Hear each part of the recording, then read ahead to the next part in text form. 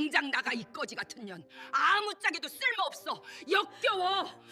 고추장 냄새 나니까 나가. 아파트의 거실에서 날카로운 고함 소리가 터져 나왔습니다. 시어머니 최미자가 명품 손수건으로 코를 틀어막으며 손부채질을 하고 있었습니다. 며느리 혜진을 향한 그녀의 눈빛은 마치 오물을 보는 듯 했습니다. 집안 전체에 고추장 냄새가 진동을 한다는 것이었습니다. 아무리 샤워를 하고 최고급 향수를 뿌려도 시댁 식구들의 코에는 그녀의 출신 성분인 가난이라는 냄새가 박혀 있는 듯 했습니다. 소파에 다리를 꼬고 앉아있던 남편 김민석도 거들었습니다. 의사 사모님이 됐으면 품위를 지키라는 말과 함께 시장 바닥 티를 벗지 못해 친구들 보기 창피하다는 핀잔이 쏟아졌습니다. 32살 혜진은 입술을 꾹 깨물며 고개를 숙였습니다. 그녀가 입고 있는 앞치마는 이 집에서 그녀가 며느리가 아닌 하녀에 불과하다는 것을 보여주고 있었습니다. 하지만 여러분, 잠깐만 기다려주세요. 지금부터 들려드릴 이야기는 단순한 시집살이 고통담이 아닙니다. 오늘 여러분은 300억 원의 비밀이 폭로되는 순간을, 본격적인 이야기를 시작하기 전에 꼭 말씀드려야 할 것이 있습니다. 이 영상은 실제 사연을 바탕으로 각색하여 만든 창작 이야기입니다. 그리고 이 영상이 조금이라도 재미있으시다면 구독과 좋아요, 알림 설정까지 꾹 눌러주시면 더 좋은 이야기로 보답하겠습니다. 안녕하십니까? 저는 어릴 적부터 남대문 시장통에서 떡볶이 국물을 묻혀가며 자랐다고 시댁 식구들이 철석같이 믿고 있는 박혜진입니다. 제 남편은 강남에서 제법 잘 나간다는 성형외과 원장이고 시어머니는 병원 이사장입니다. 겉보기에는 가난한 고아가 의사 집안에 시집와서 신데렐라가 된 것처럼 보입니다. 하지만 실상은 지난 3년 동안 식모보다 못한 취급을 받으며 살아왔습니다. 매일 아침 걸레를 들고 저녁에는 설거지를 하고 밤에는 시어머니의 발 마사지를 해드려야 했습니다. 그런데 그들은 꿈에도 몰랐을 겁니다. 고추장 냄새 난다고 구박하던 이 며느리가 사실은 남대문 재개발로 300억 원 자산을 보유하게 된 외동딸이라는 사실을 말입니다. 돌아가신 어머니는 시장통에서 작은 떡볶이 가게를 운영하시다가 남들이 쓸모없다고 여긴 낡은 건물들을 하나씩 매입하셨습니다. 그리고 그 건물들이 재개발 지역으로 지정되면서 하루아침에 어마어마한 부동산 재벌로 성장하신 것입니다. 제가 신분을 숨기고 평범한 가난한 여자로 살아온 것은 돌아가신 아버지의 유언 때문이었습니다. 돈을 보고 달려드는 파리떼가 아니라 진짜 사람 됨됨이를 보고 사랑해주는 사람을 만나라는 말씀이셨습니다. 하지만 3년이라는 약속 기간 동안 저는 지옥을 경험했습니다. 과연 제 정체를 알게 된 그들의 얼굴은 어떻게 변할까요? 그리고 그들은 어떤 최후를 맞이하게 될까요? 지금부터 그 300억짜리 통쾌한 복수극이 시작됩니다. 그날 밤 남편 김민석은 술에 거나하게 취해 들어왔습니다. 혜진이 따뜻한 꿀물을 준비해 다가가자 그는 대뜸 짜증부터 냈습니다. 그의 관심사는 오로지 병원의 돈 문제뿐이었습니다. 시장통에 있는 떡볶이 가게를 언제 팔 것이냐는 다그침이 시작되었습니다. 병원이 의료복합단지 투자를 받으려면 리모델링을 싹 해야 한다는 것이었습니다. 혜진은 떨리는 손으로 꿀물 잔을 내려놓았습니다. 그 가게는 돌아가신 어머니가 평생을 바쳐 지킨 유산이었고 지금은 혜진을 키워준 이모님이 운영하고 계셨습니다. 어떻게 팔 수 있겠냐고 조심스럽게 말을 꺼냈습니다. 하지만 돌아온 것은 조롱뿐이었습니다. 떡볶이 국물 냄새 나는 가게가 무슨 유산이냐는 비웃음과 함께 시댁이 지금 수십억짜리 프로젝트를 따내느냐 마느냐 하는 중요한 시기에 구멍가게 따위가 중요하냐는 핀잔이 쏟아졌습니다. 그것은 명령이었습니다. 당장 내일 부동산에 내놓으라는 명령. 민석은 혜진의 어깨를 툭 밀치고는 침대에 쓰러져 코를 골기 시작했습니다. 혜진은 잠든 남편의 등을 바라보며 주먹을 꽉 쥐었습니다. 아이러니했습니다. 천지부동산그룹 회장인 친정아버지가 혜진의 결혼 선물로 몰래 사준 그 시장통 건물 전체가 남편 눈에는 그저 구멍가게로만 보였던 것입니다. 그 건물 한 채의 시세만 해도 70억이 넘었는데 말입니다. 하지만 혜진은 참았습니다. 아버지와의 약속 3년. 그 약속의 시간이 이제 채 일주일도 남지 않았기 때문입니다. 조금만 더 버티면 됩니다.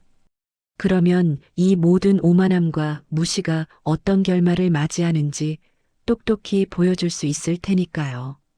그런데 그들은 아직 몰랐습니다. 자신들이 짓밟고 있는 사람이 누구인지, 그리고 그 대가가 얼마나 참혹할지를 말입니다. 며칠 뒤 시어머니 최미자는 집으로 친구들을 초대했습니다. 강남 병원장 사모님들의 모임이었습니다. 거실에는 최고급 찻잔과 다과가 차려졌고 혜진은 그 사이를 오가며 하녀처럼 시중을 들어야 했습니다. 한 친구가 며느리가 참 착하다며 요리사 자격증도 있다는 칭찬을 건넸습니다. 하지만 최미자는 콧방귀를 뀌며 손사래를 쳤습니다. 자격증이 있으면 뭘 하냐는 것이었습니다.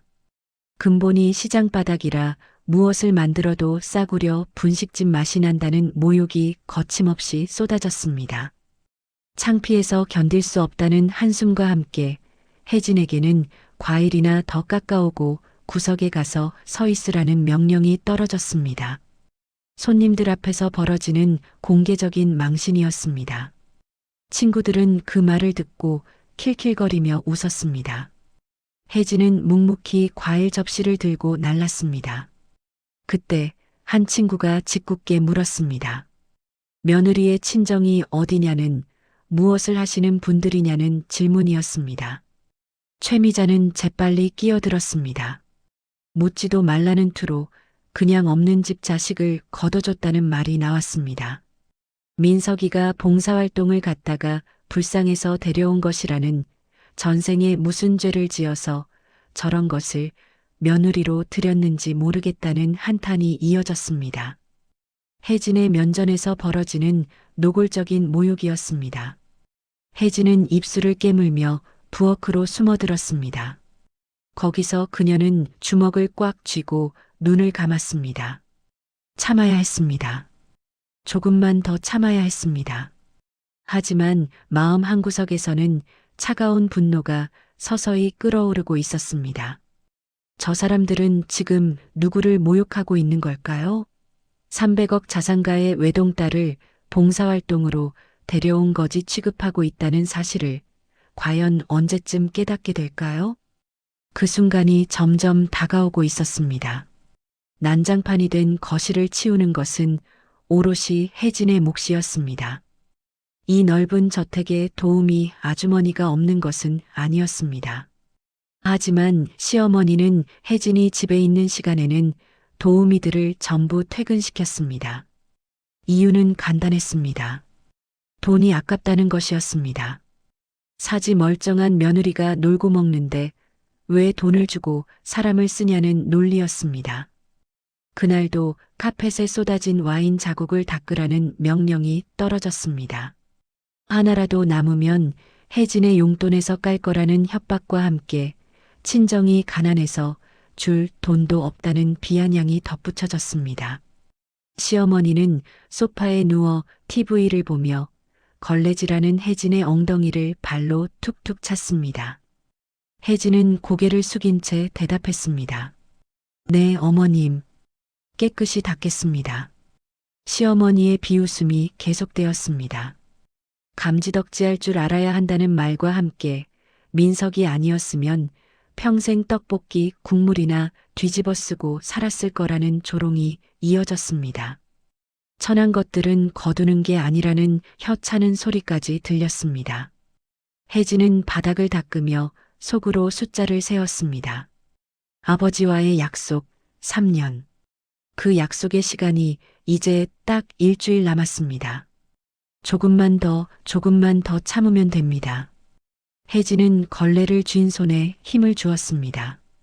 바닥에 비친 자신의 모습을 보며 속으로 다짐했습니다. 그래, 조금만 더 지져보세요. 이 집구석이 누구 손바닥 안에 있는지 곧 알게 될 테니까요. 당신들이 지금 발로 차고 있는 이 며느리가 실은 당신들의 운명을 쥐고 있는 사람이라는 걸 깨닫는 순간 그 표정이 얼마나 일그러질지 정말 궁금했습니다. 그날은 점점 가까워지고 있었습니다. 하지만 그 전에 혜진의 인내심을 완전히 무너뜨릴 결정적인 사건이 벌어지게 됩니다. 그리고 그것은 혜진이 더 이상 참을 수 없게 만드는 마지막 방아쇠가 될 것입니다. 결국 사단이 나고야 말았습니다. 비가 추적추적 내리는 화요일 오후였습니다. 혜진은 잠시 쉴 틈을 타서 지갑 깊숙이 숨겨두었던 사진 한 장을 꺼내 보고 있었습니다. 시장에서 떡볶이를 파시는 이모님, 사실은 혜진을 어릴 적부터 돌봐주셨던 유모님과 함께 찍은 사진이었습니다. 힘들 때마다 그 사진을 보며 버텨왔습니다. 언젠가 이 지옥이 끝날 거라는 희망을 붙잡기 위해서였습니다. 그런데 갑자기 방문이 벌컥 열리더니 시어머니가 들이닥쳤습니다. 청소는 다 했냐는 추궁과 함께 혜진의 손에 들린 사진을 발견한 것입니다. 화들짝 놀란 혜진이 사진을 숨기려 했지만 시어머니의 손이 더 빨랐습니다. 그녀는 혜진의 손에서 사진을 거칠게 낚아챘습니다. 혐오스럽다는 반응이 터져나왔습니다.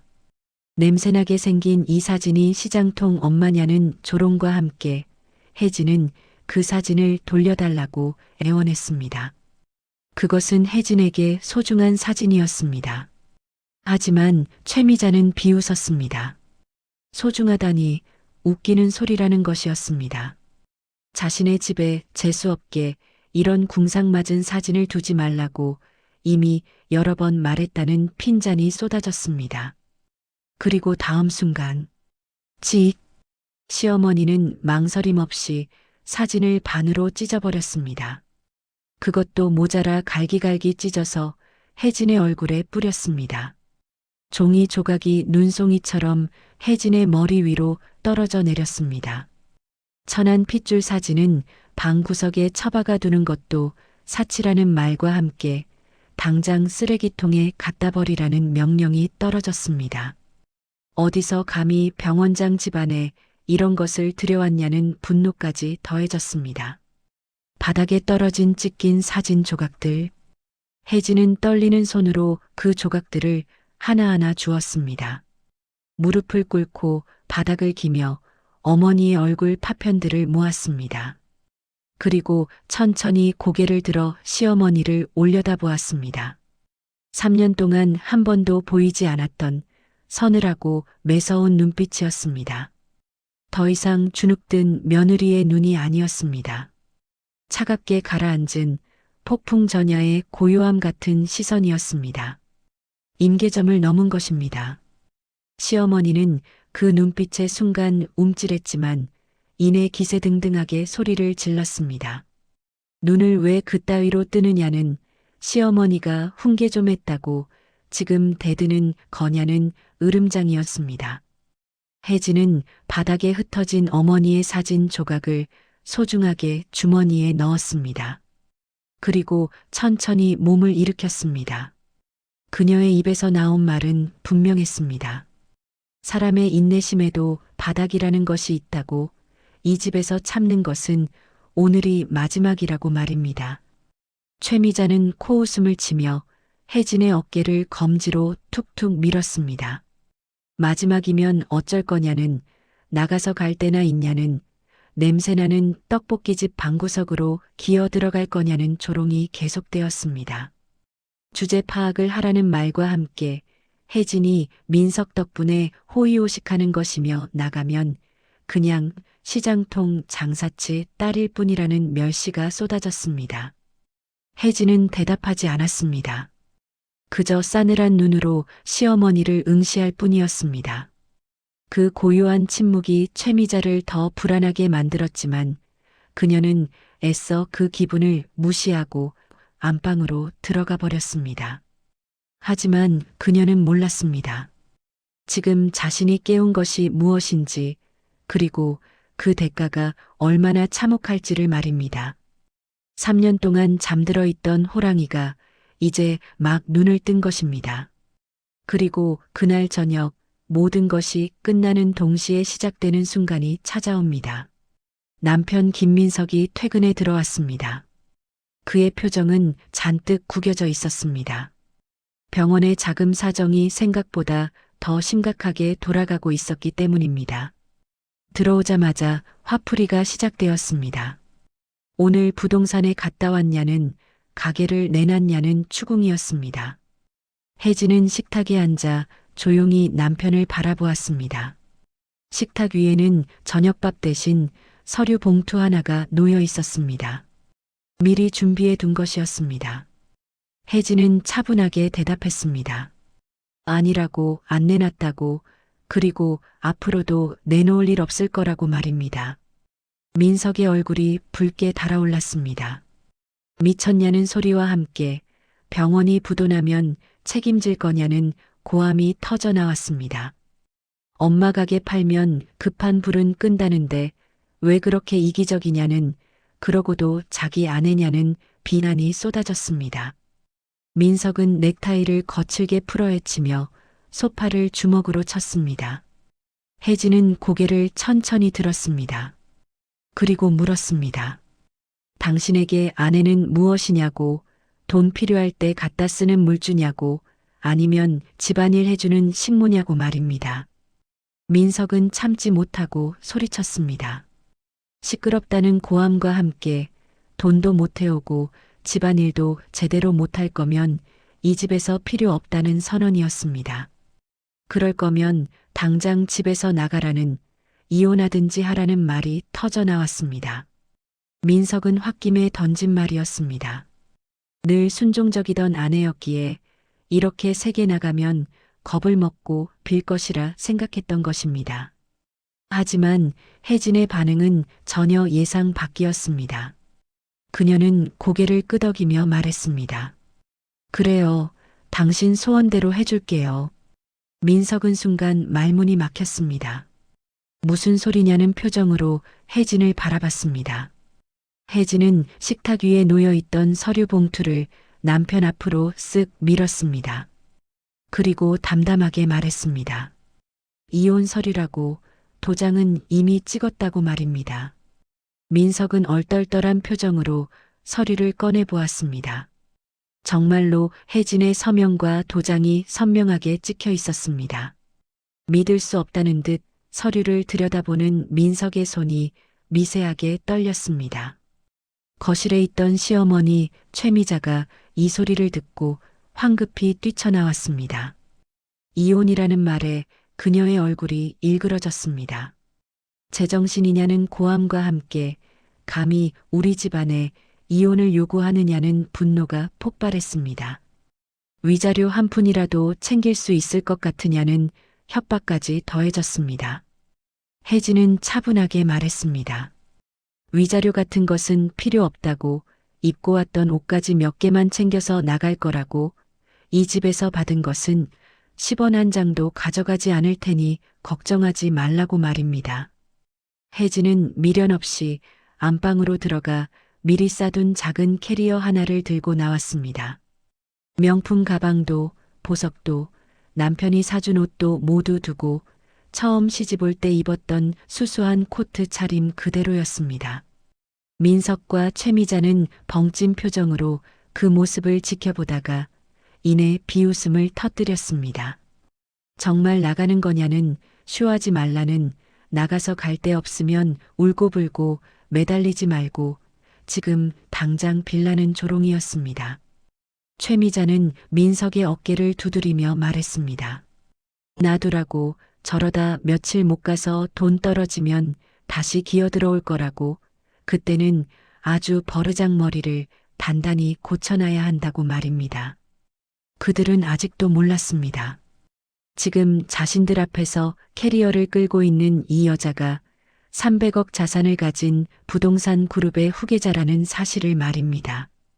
그리고 이것이 그들이 혜진을 보는 마지막 순간이 될 것이라는 사실도 몰랐습니다. 아니, 정확히 말하면 마지막은 아닙니다. 곧 다시 만나게 될 것입니다. 하지만 그때는 상황이 완전히 뒤바뀌어 있을 것입니다. 눈앞에 선 혜진은 신발을 신고 마지막으로 뒤를 돌아보았습니다. 화려한 샹들리에 아래 서 있는 남편과 시어머니의 얼굴에는 여전히 오만함과 경멸이 가득했습니다. 혜진은 차분하게 말했습니다. 어머님, 그리고 여보. 그동안 저를 며느리가 아니라 냄새나는 하녀 취급하시느라 고생 많으셨다고 말입니다. 최미자가 콧방귀를 뀌었습니다. 아는 것은 있나 보네. 나가서 시장통 떡볶이나 실컷 팔라는 우리 집 근처에는 얼씬도 하지 말라는 조롱이 쏟아졌습니다. 혜진은 입가에 희미한 미소를 지었습니다. 그 미소는 차가웠지만 동시에 여유로웠습니다. 말했습니다. 네, 얼씬도 안 할 거라고. 대신 두 분이 저를 찾아오게 되실 거라고. 머지않아 땅을 치고 후회하게 되실 텐데 그때는 이미 늦었다는 것만 알아두시라고 말입니다. 최미자는 배를 잡고 깔깔거리며 웃었습니다. 후회라니 배꼽 잡겠다는 반응이었습니다. 우리가 거지 며느리 나간 걸 왜 후회하냐는 꿈깨라는 비웃음이 이어졌습니다. 민석도 팔짱을 끼고 코웃음을 쳤습니다. 나가서 잘 살아보라는 다시는 이 문턱도 밟지 말라는 말이 덧붙여졌습니다. 혜진은 더 이상 대꾸하지 않았습니다. 쾅! 육중한 철문이 닫히는 소리가 아파트 복도에 울려 퍼졌습니다. 그 소리와 함께 3년간의 지옥 같았던 시집살이도 끝이 났습니다. 문이 닫힌 후 거실에 남은 민석과 최미자는 서로를 바라보며 피식 웃었습니다. 최미자가 소파에 털썩 앉으며 말했습니다. 진짜 나가네. 이틀도 못 가서 돌아올 거라고. 그때 혼주를 제대로 내줘야 한다고 말입니다. 민석도 고개를 끄덕이며 맥주캔을 땄습니다. 엄마 말이 맞다는 애초에 걷어준 주제에 배은망덕하게 나간 거니까 다시 오면 문전박대해야 한다는 말이 나왔습니다. 그들은 소파에 앉아 TV를 켰습니다. 마치 아무 일도 없었다는 듯이 말입니다. 하지만 그들은 몰랐습니다. 지금 이 순간 엘리베이터를 타고 내려가는 혜진이 품에서 최신형 스마트폰을 꺼내고 있다는 것을 말입니다. 3년 동안 낡은 폴더폰을 쓰는 척했지만 사실 그녀는 항상 진짜 자신의 폰을 숨겨가지고 다녔던 것입니다. 그리고 그 폰에는 천지부동산 그룹 임원들의 직통 번호가 저장되어 있었습니다. 엘리베이터 안에서 혜진은 번호 하나를 눌렀습니다. 신호음이 2번 울리자 전화가 연결되었습니다. 김 실장이라는 이름으로 저장된 번호였습니다. 혜진의 목소리는 3년 동안 시댁에서 냈던 주눅든 목소리와는 완전히 달랐습니다. 냉철하고 위험 있는 거대 기업 후계자의 목소리였습니다. 전화 너머로 중후한 남자의 목소리가 들려왔습니다. 부회장님이라는 호칭과 함께 3년이라는 약속 기간 정말 고생 많으셨다는 위로가 이어졌습니다. 혜진은 짧게 대답했습니다. 끝났다고. 아버지와의 약속을 지켰으니 이제 제자리로 돌아간다고. 지금 바로 본사로 갈 테니 회장실을 비워두라고 말입니다. 그리고 잠시 침묵이 흐른 후 혜진은 차갑게 덧붙였습니다. 내일 아침 당장 법무팀을 소집하라고. 강남 김민석 성형외과에 대한 투자건과 세무조사건을 직접 검토하겠다고 말입니다. 전화를 끄는 혜진은 아파트 로비를 빠져나왔습니다. 밖에는 이미 검은색 고급 세단 한 대가 대기하고 있었습니다.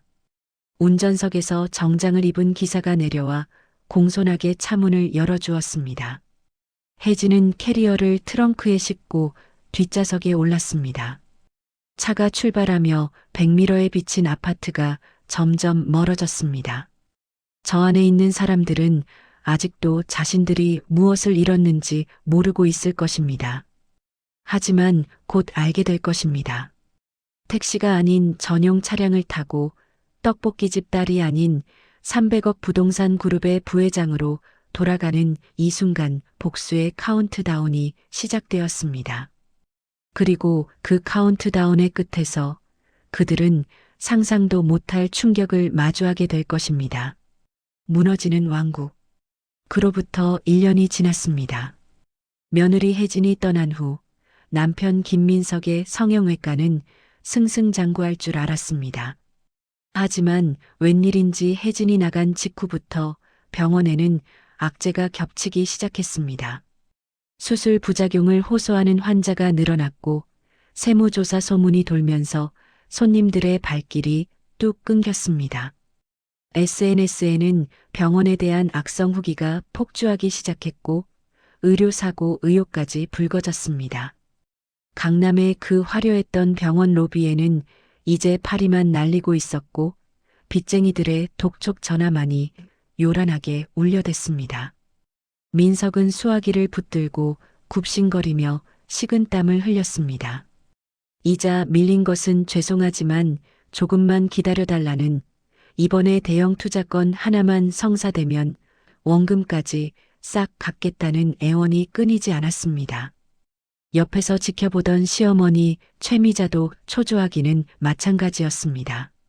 명품 가방이며 폐물은 이미 다 팔아치운 지 오래였고 지금 살고 있는 아파트마저 경매로 넘어갈 위기였습니다.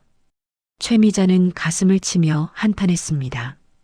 이게 다 그 재수없는 며느리가 나가면서 악담을 퍼부어서 그렇다는 것이었습니다.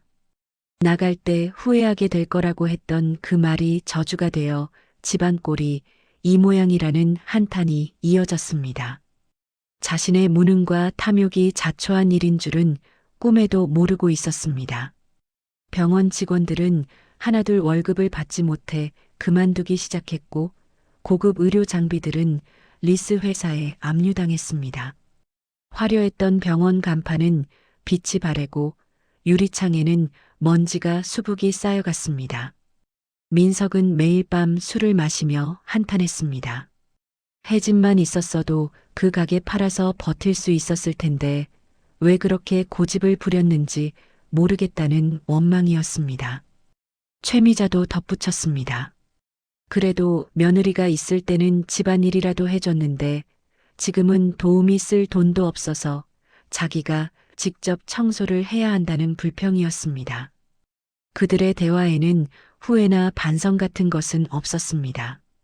오직 자신들의 불편함과 원망뿐이었습니다. 그런데 바로 그때였습니다. 민석의 비서가 허겁지겁 원장실로 뛰어들어왔습니다. 숨을 헐떡이며 전한 소식은 놀라웠습니다. 천지부동산 그룹에서 연락이 왔다는 것이었습니다. 병원이 의료복합단지 투자 최종 심사 대상에 올랐다는 소식이었습니다. 민석과 최미자는 자리를 박차고 일어났습니다. 믿을 수 없다는 표정으로 서로를 바라봤습니다. 천지부동산 그룹. 남대문 재개발로 급성장한 그 대형 부동산 그룹 말입니다. 최근 의료관광단지 프로젝트를 추진 중이라는 소문은 들었지만 설마 자신들의 병원이 선정될 줄은 꿈에도 몰랐습니다. 비서는 계속 설명했습니다. 수백억 원 규모의 투자라는 것이었습니다. 여기에 파트너 병원으로 선정되기만 하면 밀린 빚을 갚는 것은 물론이고 단숨에 대한민국 최고의 병원으로 올라설 수 있는 일생일대의 기회라는 것이었습니다. 최미자가 민석의 손을 꽉 잡으며 소리쳤습니다. 하느님이 우리를 버리지 않으셨다는, 이거면 다시 일어설 수 있다는 환호였습니다. 민석도 눈물을 글썽이며 고개를 끄덕였습니다. 천지그룹 회장님이 직접 최종 면접을 본다는 것이었습니다. 내일 오전 10시까지 본사로 오라는 연락이었습니다. 두 사람은 서로 얼싸안고 춤이라도 출 기세였습니다. 그 천지부동산 그룹의 회장님이 누구인지, 그들이 만나러 가는 사람이 누구인지 상상조차 하지 못한 채 말입니다. 썩은 동아줄을 금동아줄인 양 붙잡고 환호하는 그들의 모습은 안쓰러우면서도 우스꽝스러웠습니다. 내일 그들은 회장실의 문을 열 것입니다. 그리고 그 문 너머에서 기다리고 있는 사람을 보는 순간 그들의 세계는 완전히 무너지게 될 것입니다. 과연 1년 만에 다시 만나게 될 그 사람은 누구일까요? 그리고 그 재회의 순간 그들의 얼굴에는 어떤 표정이 떠오를까요? 그 충격적인 순간이 이제 코앞으로 다가왔습니다. 다음 날 아침 민석과 최미자는 옷장에서 가장 비싸고 점잖은 옷을 꺼내 입었습니다. 비록 병원은 망해가지만 대기업 회장 앞에서는 기죽지 않으려는 마지막 자존심이었습니다. 최미자는 거울 앞에서 몇 번이고 옷매무새를 다듬었습니다. 민석은 넥타이를 매고 풀기를 반복하며 긴장감을 감추지 못했습니다. 택시를 타고 강남 테헤란로 한복판에 우뚝 솟은 천지부동산그룹 본사 앞에 도착하자 두 사람은 그 위용에 압도되었습니다. 30층짜리 통유리 빌딩이 아침 햇살을 받아 번쩍이고 있었고 로비에는 수많은 직원이 바쁘게 오가고 있었습니다. 대리석 바닥은 거울처럼 반짝였고 천장에는 거대한 샹들리에가 매달려 있었습니다. 민석이 입을 벌린 채 건물을 올려다보며 감탄했습니다. 진짜 크다는 자신들의 병원 건물과는 비교도 안 된다는 말이 저절로 나왔습니다. 최미자는 아들의 어깨를 두드리며 길을 살려주었습니다. 기죽지 말라는, 민석도 강남 병원장이라는, 어깨를 딱 펴고 당당하게 들어가라는 격려였습니다. 오늘 계약만 따내면 이 건물 주인하고도 어깨를 나란히 하는 거라는 헛된 꿈도 덧붙여졌습니다. 안내 데스크에서 방문증을 받은 두 사람은 회장실이 있는 최상층으로 향하는 전용 엘리베이터에 올랐습니다. 엘리베이터가 고층으로 올라갈수록 귀가 먹먹해졌습니다. 하지만 두 사람의 심장은 기대감으로 터질 듯 뛰었습니다. 민석은 손바닥에 땀이 나서 계속 바지에 문질렀고 최미자는 립스틱을 다시 한번 바르며 거울을 확인했습니다. 30층에 도착하자 적막할 정도로 고요하고 고급스러운 복도가 펼쳐졌습니다. 두꺼운 카펫이 깔려 있어 발소리조차 나지 않았고 벽에는 유명 화가의 그림들이 걸려 있었습니다. 비서실장이 두 사람을 맞이했습니다. 김민석 원장님, 최미자 이사장님이 맞으시냐는 확인과 함께 회장님께서 기다리고 계신다는 안내가 이어졌습니다. 비서실장의 안내를 받아 거대한 양문형 회장실 문 앞에 섰습니다. 육중한 나무 문은 위압감마저 느껴졌습니다. 민석은 마른 침을 꿀꺽 삼켰습니다. 최미자에게 넥타이가 삐뚤어지지 않았는지 물었고 왜 이렇게 떨리는지 모르겠다는 불안감을 토로했습니다. 최미자는 아들을 안심시켰습니다. 걱정하지 말라는, 어젯밤에 좋은 꿈을 꿨다는, 회장님도 사람인데 말만 잘하면 넘어올 거라는 격려였습니다. 며느리를 쫓아낸 게 액땜이었다고 생각하자는 말도 덧붙여졌습니다.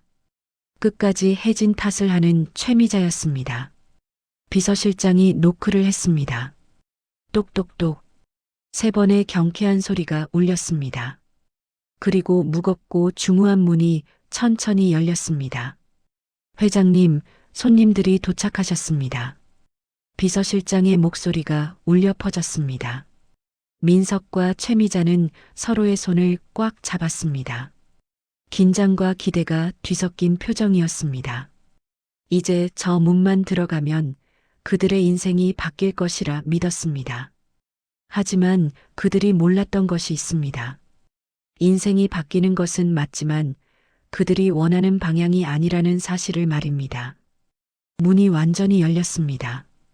그리고 그 순간 두 사람의 운명이 완전히 뒤바뀌는 충격의 재회가 시작됩니다. 과연 그 회장실 안에는 누가 앉아 있을까요? 그리고 1년 전 고추장 냄새 난다고 내쫓았던 그 며느리는 지금 어디에 있을까요? 그 답은 지금부터 밝혀집니다. 회장실 안은 운동장처럼 넓었습니다. 통유리 너머로 서울 시내가 한눈에 내려다 보이는 창가 쪽에 거대한 책상이 놓여 있었습니다. 그 책상은 고급 원목으로 만들어졌고 표면은 거울처럼 반짝였습니다. 그리고 그 뒤에 높다란 회장 의자가 창밖을 향해 등을 돌린 채 놓여 있었습니다. 누군가 앉아 있는 것 같았지만 등받이에 가려 얼굴은 보이지 않았습니다. 민석과 최미자는 쭈뼛거리며 책상 앞으로 다가갔습니다. 두 사람은 허리를 90도로 굽히며 목소리를 가다듬었습니다. 안녕하십니까, 회장님. 이번 프로젝트에 지원하게 된 김민석 원장입니다. 귀한 시간 내주셔서 정말 감사합니다. 최미자도 거들었습니다. 저희 병원의 잠재력을 높게 봐주셔서 영광입니다. 회장님. 두 사람이 굽신거리며 인사를 마쳤지만 의자에 앉은 사람은 아무 말이 없었습니다. 어색한 침묵이 몇 초간 흘렀습니다. 민석이 고개를 살짝 들어 의아해하려던 찰나였습니다. 끼잉 마이너스. 부드러운 기계음과 함께 의자가 천천히 돌아가기 시작했습니다. 그 의자에 앉아 있는 사람의 모습이 서서히 드러났습니다. 그리고 민석과 최미자는 그 얼굴을 본 순간 세상이 멈춘 것처럼 얼어붙었습니다. 눈이 튀어나올 듯 커졌고 입은 저절로 벌어졌습니다. 숨이 턱 막히고 심장이 멈추는 것 같았습니다. 다리에서는 힘이 빠져 휘청거렸습니다. 믿을 수 없었습니다. 아니, 믿고 싶지 않았습니다. 그곳에는 1년 전 고추장 냄새 난다고 쫓겨났던 며느리 혜진이 앉아 있었습니다. 하지만 그녀는 더 이상 주눅든 며느리가 아니었습니다. 최고급 정장을 입고 다리를 우아하게 꼬고 앉아 싸늘한 미소로 그들을 내려다보고 있었습니다. 목에는 진주 목걸이가 빛났고 손목에는 명품 시계가 채워져 있었습니다. 혜진은 여유롭게 찻잔을 들어 한 모금 마셨습니다. 그리고 천천히 찻잔을 내려놓으며 입을 열었습니다. 어서 오세요, 원장님. 그리고 어머님. 그녀의 목소리는 차갑지만 우아했습니다. 더 이상 시댁에서 쓰던 주눅든 목소리가 아니었습니다. 거대 기업을 이끄는 리더의 목소리였습니다. 얼어붙은 두 사람을 보며 혜진은 입가에 미소를 지었습니다. 그 미소는 따뜻하지 않았습니다. 얼음처럼 차가웠습니다. 여기까지 오시느라 고생 많으셨네요. 혜진은 잠시 침묵을 유지했습니다. 그리고 천천히 또박또박 말을 이었습니다. 그런데 어쩌죠? 여기는 시장통도 아닌데. 혜진은 코를 살짝 킁킁거리는 신용을 했습니다. 마치 무언가를 맞는 듯한 표정이었습니다. 어디서 익숙한 고추장 냄새. 아니, 떡볶이 냄새 안 나십니까? 그 한마디가 회장실에 울려 퍼졌습니다. 1년 전 최미자가 혜진에게 했던 그 말. 고추장 냄새 난다고, 집안 전체의 냄새가 진동한다고 모욕했던 바로 그 말이었습니다. 이제 그 말이 칼이 되어 그들에게 돌아왔습니다. 민석은 입을 벙긋거렸지만 아무 말도 나오지 않았습니다. 최미자는 턱이 바닥에 떨어질 듯 멍하니 서 있었습니다. 혜진은 여유롭게 의자에 등을 기대며 두 사람을 바라봤습니다. 자, 이제부터 설명을 들으시죠. 제가 누구인지, 그리고 여러분이 지난 3년 동안 무엇을 놓쳤는지 말입니다. 폭풍 같은 진실이 이제 막 쏟아지기 시작합니다. 그리고 그 진실 앞에서 민석과 최미자는 완전히 무너지게 될 것입니다.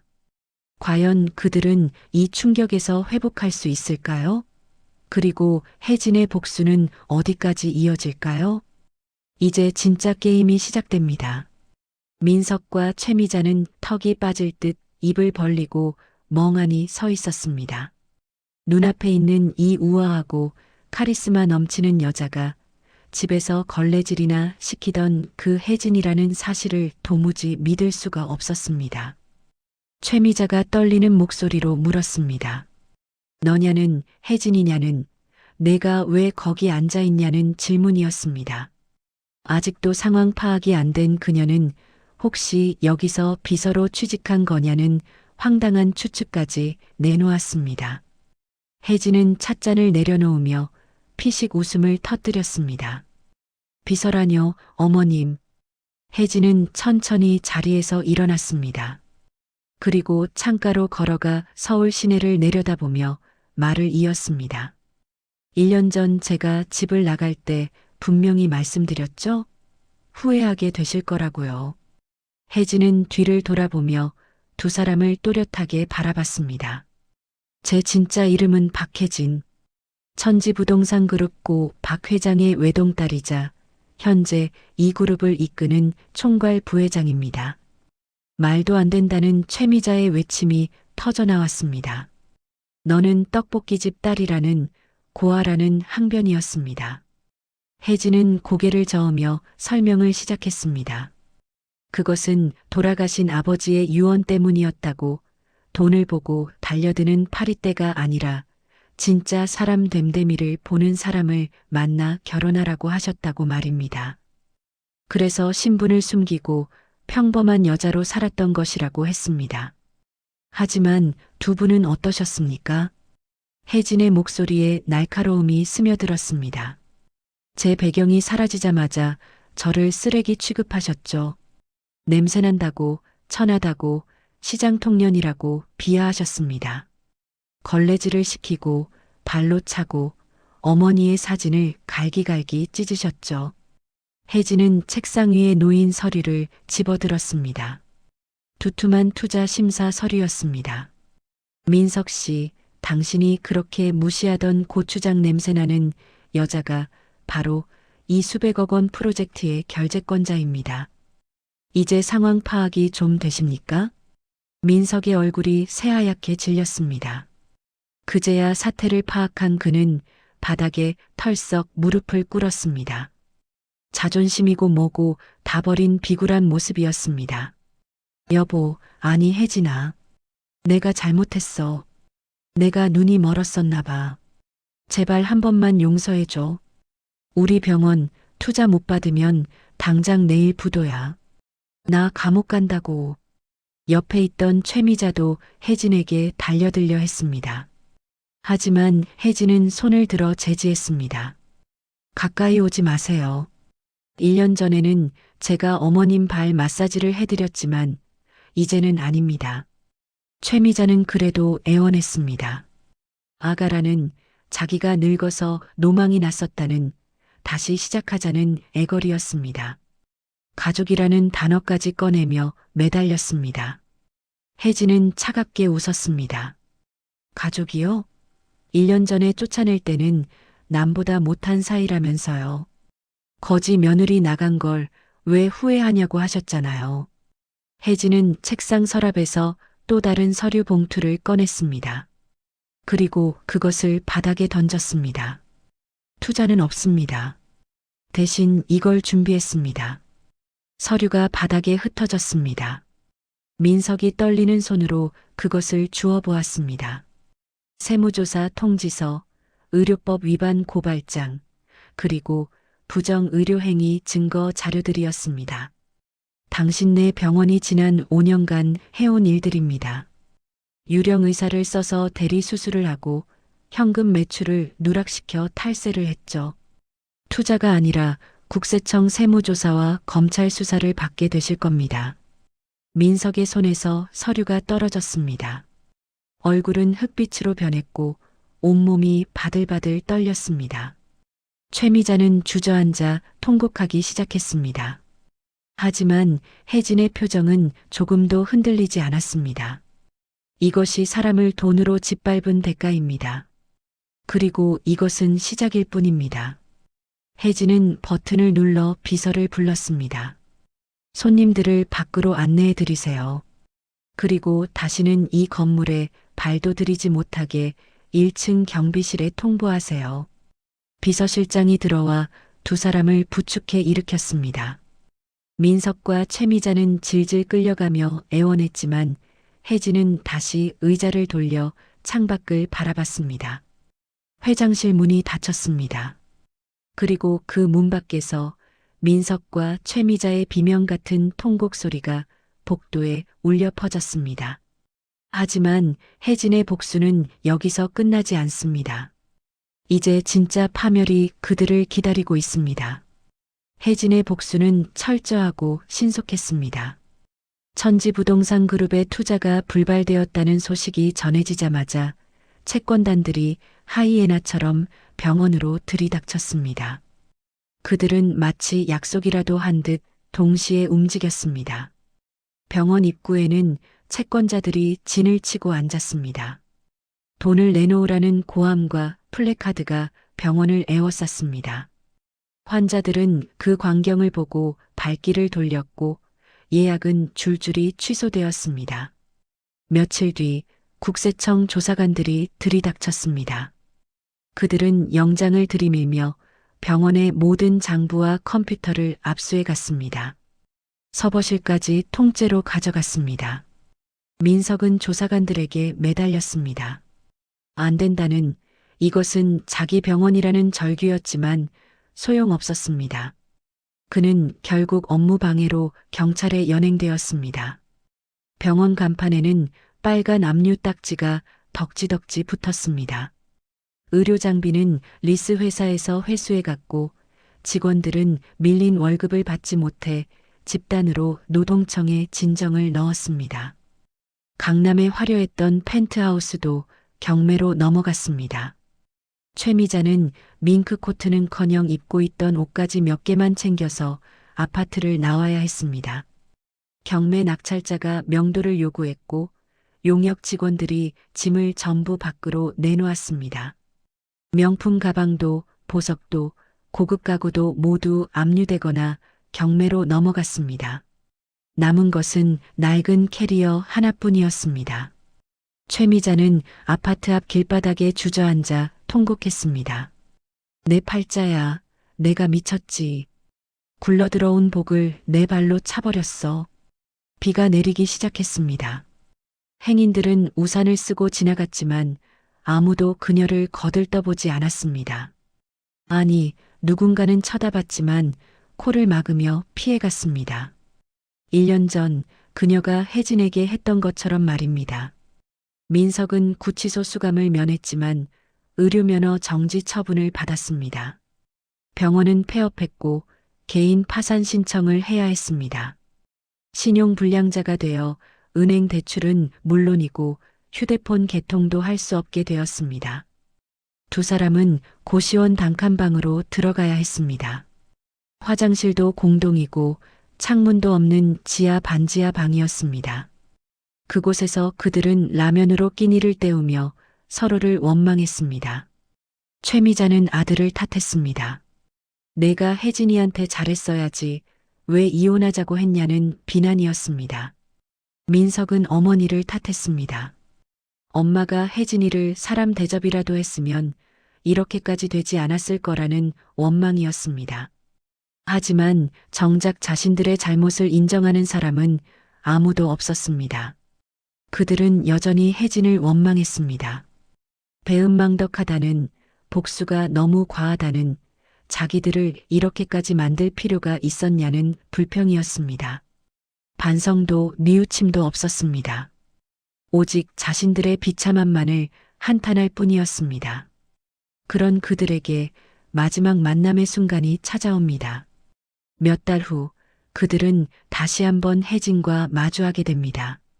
하지만 그 만남은 그들이 상상했던 것과는 완전히 다른 방식으로 이루어질 것입니다. 과연 그 마지막 재회에서 무슨 일이 벌어질까요? 그리고 혜진은 그들에게 마지막으로 무슨 말을 건넬까요? 몇 달 후 천지부동산그룹 본사 앞이었습니다. 노숙자나 다름없는 행색의 두 남녀가 경비원들에게 제지당하고 있었습니다. 민석과 최미자였습니다. 그들의 옷은 남루했고 머리는 산발이었으며 얼굴에는 수척함이 가득했습니다. 경비원들은 그들을 밀어내며 들어갈 수 없다고 소리쳤습니다. 하지만 두 사람은 악착같이 버텼습니다. 혜진을 만나야 한다는, 부회장님을 만나야 한다는 절규였습니다. 바로 그때였습니다. 검은색 고급 세단 한 대가 본사 정문으로 들어오는 것이 보였습니다. 혜진이 타고 있는 차였습니다. 민석과 최미자는 미친 듯이 차를 향해 달려들었습니다. 경비원들이 막았지만 두 사람은 필사적으로 차문을 두드렸습니다.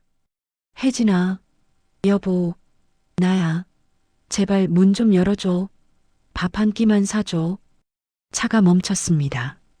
그리고 뒷좌석 창문이 스르르 내려갔습니다. 혜진이 무표정한 얼굴로 그들을 내려다보고 있었습니다. 최고급 정장을 입은 그녀와 누더기 같은 옷을 걸친 그들의 대비는 극명했습니다. 1년 전만 해도 상황이 완전히 반대였는데 말입니다. 혜진은 감정 없는 목소리로 말했습니다. 아직도 저를 찾아오시다니 염치라는 게 없으시군요. 최미자가 창문에 매달리며 애원했습니다. 아가라는 잘못했다는, 죽을 죄를 지었다는 통곡이었습니다. 갈 데가 없다는, 찜질방이라도 가게 돈 몇 푼만 달라는 구걸이었습니다. 혜진은 지갑을 꺼냈습니다. 민석과 최미자의 눈이 반짝였습니다. 혹시 마음이 풀린 건가 하는 기대가 스쳐 지나갔습니다. 하지만 혜진이 꺼낸 것은 5만 원권이 아니었습니다. 1,000원짜리 지폐 몇 장이었습니다. 그녀는 그것을 창밖으로 툭 떨어뜨렸습니다. 지폐들이 바람에 날려 바닥에 흩어졌습니다. 이거 가지고 가서 떡볶이나 사드세요. 혜진의 목소리는 차갑게 가라앉아 있었습니다. 그렇게 싫어하시던 그 고추장 냄새, 이제는 맡고 싶어도 못 맡으실 테니까요. 창문이 다시 올라갔습니다. 차는 매정하게 출발했습니다. 배기가스가 두 사람의 얼굴에 뿜어졌습니다. 바닥에 떨어진 1,000원짜리 지폐들. 민석과 최미자는 허겁지겁 바닥에 기어가 그것을 주었습니다. 행인들이 그 모습을 보며 수군거렸지만 두 사람은 아랑곳하지 않았습니다.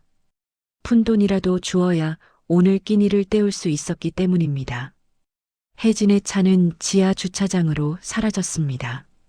차 안에서 백미러로 그 모습을 지켜보던 혜진은 깊은 한숨을 내쉬었습니다. 속이 시원하면서도 한편으로는 씁쓸했습니다. 기사가 조심스럽게 물었습니다. 괜찮으시냐고, 마음이 불편하시지 않으냐고 말입니다. 혜진은 고개를 저었습니다. 아니요. 이것이 그들이 선택한 길입니다. 사람을 돈으로 짓밟으면 어떻게 되는지 그 대가를 치르는 것뿐이에요. 하지만 혜진의 눈가에는 미세한 떨림이 있었습니다. 아무리 복수를 했어도 한때는 가족이었던 사람들이 저렇게 무너지는 모습을 보는 것은 결코 유쾌하지 않았습니다. 그래도 혜진은 흔들리지 않았습니다. 그들이 저에게 했던 것을 생각하면 이 정도는 약한 겁니다. 차는 천천히 지하 주차장을 내려갔습니다. 그리고 혜진은 이제 그들을 완전히 잊기로 결심했습니다. 더 이상 과거에 매달리지 않고 자신의 삶을 살기로 한 것입니다. 하지만 이 이야기는 여기서 끝이 아닙니다. 혜진에게는 이제 새로운 시작이 기다리고 있습니다.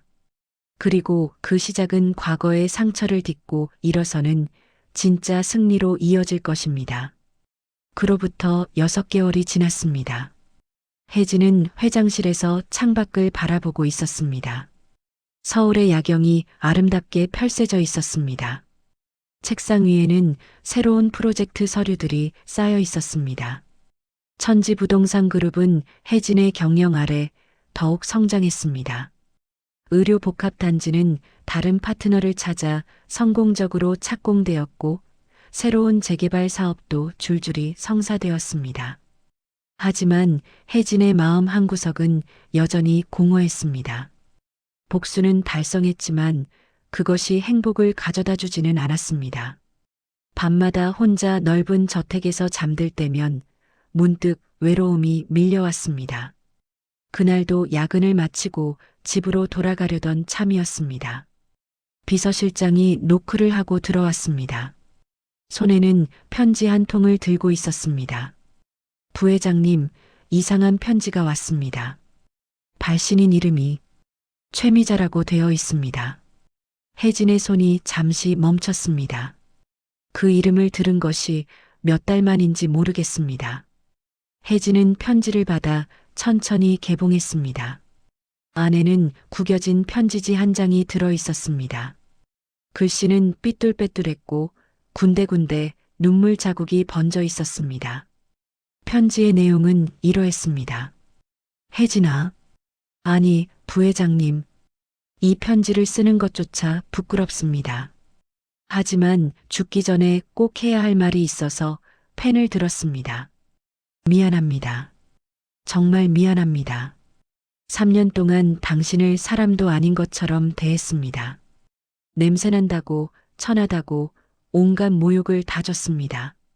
당신의 소중한 어머니 사진을 찢었고 당신의 마음을 짓밟았습니다. 이제 와서 변명하고 싶지 않습니다. 모두 제 잘못입니다. 민석이도 요즘 많이 달라졌습니다. 고시원 경비 일을 하며 매일 참회하고 있습니다. 저도 식당에서 설거지 일을 하고 있습니다. 돈도 명예도 집도 다 잃었지만 이제야 깨달았습니다. 우리가 잃은 것 중 가장 큰 것은 당신이었습니다. 당신은 우리에게 진짜 가족이 될 수 있는 기회를 주었는데 우리가 그것을 돈으로 계산하고 무시했습니다. 용서를 바라지 않습니다. 다만 이 말만은 꼭 전하고 싶었습니다. 당신은 잘못이 없습니다. 당신은 끝까지 좋은 며느리였습니다. 우리가 괴물이었습니다. 부디 행복하세요. 그리고 우리 같은 사람 때문에 상처받지 마세요. 당신은 충분히 아름답고 훌륭한 사람입니다. 최미자 올림. 편지를 다 읽은 혜진의 눈가에 눈물이 맺혔습니다. 그녀는 창가로 걸어가 야경을 바라보며 조용히 눈물을 흘렸습니다. 복수는 끝났지만 상처는 여전히 아물지 않았습니다. 하지만 이 편지를 읽고 나니 조금은 마음이 가벼워지는 것 같았습니다. 혜진은 편지를 조심스럽게 접었습니다. 그리고 서랍 깊숙한 곳에 넣어두었습니다. 용서는 아직 이르지만 최소한 증오는 내려놓기로 했습니다. 이제 혜진에게는 새로운 삶이 기다리고 있었습니다. 과거에 매달리지 않고 진짜 행복을 찾아 나서기로 결심한 것입니다.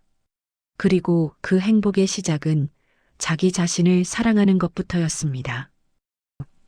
1년 후 봄이었습니다. 혜진은 남대문 시장을 걸어가고 있었습니다.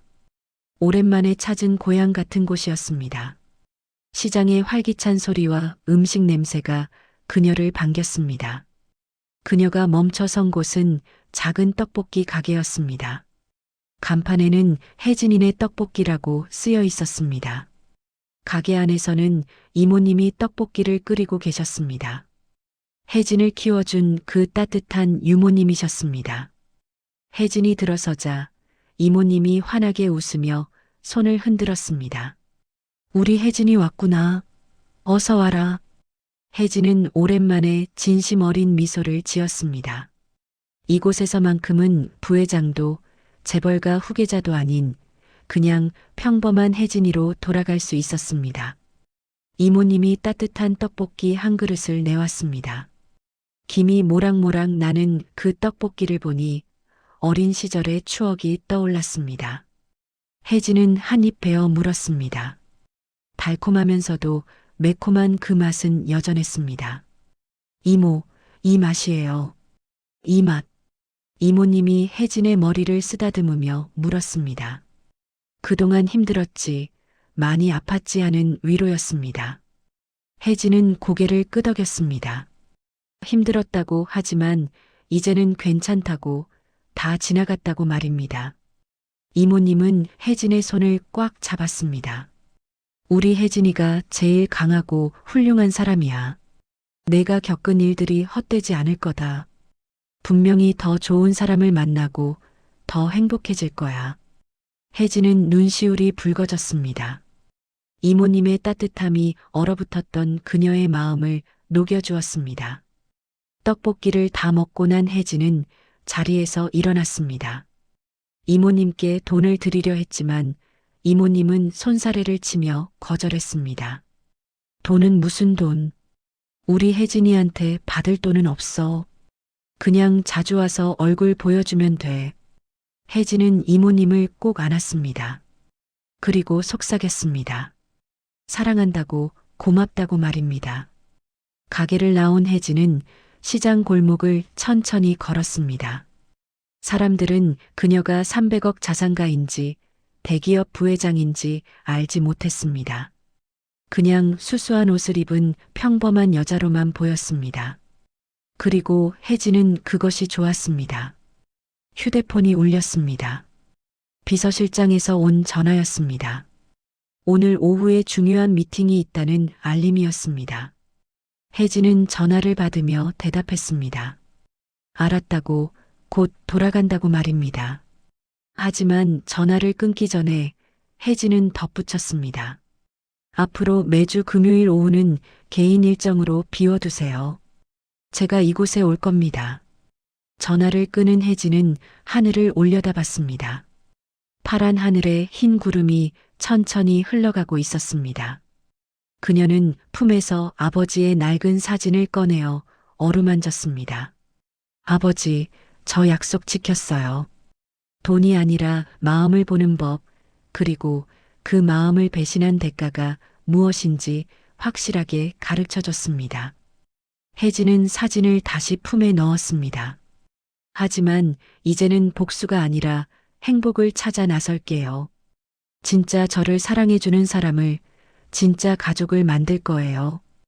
혜진의 얼굴에 편안하고 당당한 미소가 번졌습니다. 그녀는 이제 누구의 아내도 며느리도 아닌 자기 인생의 진짜 주인으로 당당하게 살아갈 것입니다. 돈도 권력도 중요하지만 진짜 가치는 사람이라는 것을 알았습니다. 그리고 그 사람을 소중히 여기는 법을 배웠습니다. 혜진은 시장을 빠져나와 회사로 향했습니다. 그녀의 걸음은 가벼웠고 눈빛은 빛나고 있었습니다.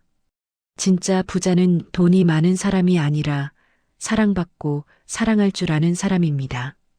그리고 혜진은 이제 그 진짜 부자가 되기 위한 여정을 시작한 것입니다. 여러분, 오늘 이야기 어떠셨나요? 사람을 겉모습과 돈으로만 판단했던 어리석은 시댁 식구들의 최후, 정말 속이 시원하셨죠? 하지만 이 이야기가 전하고 싶은 진짜 메시지는 복수가 아닙니다. 바로 사람의 가치입니다. 돈이 있어도 권력이 있어도 사람을 함부로 대하면 결국 모든 것을 잃게 됩니다. 반대로 가진 것이 없어도 사람을 소중히 여기고 진심으로 대하면 진짜 부자가 될 수 있습니다. 지금 여러분 곁에 있는 소중한 사람들을 다시 한번 돌아보는 시간이 되셨으면 좋겠습니다. 그들이 얼마나 귀한 존재인지 당연하게 여기지 말고 감사하는 마음을 가지시길 바랍니다. 오늘도 긴 이야기 끝까지 함께 해주셔서 진심으로 감사드립니다. 여러분의 가정에 늘 건강과 행복이 깃들기를 바라며 저는 더 재미있고 감동적인 이야기로 다시 찾아뵙겠습니다. 구독과 좋아요는 영상 제작에 정말 큰 힘이 됩니다. 꼭 눌러주실 거죠? 그리고 여러분은 지금 어느 지역에서 이 영상을 보고 계신가요? 댓글로 남겨주시면 제가 하나하나 읽어보고 하트 남겨드릴게요. 시절 인연 이야기 채널은 감동적인 사연과 유익한 정보, 그리고 공감 가는 따뜻한 이야기를 계속해서 전해드리는 채널입니다. 구독하시고 함께 해주세요. 감사합니다. 여러분 모두 행복하세요.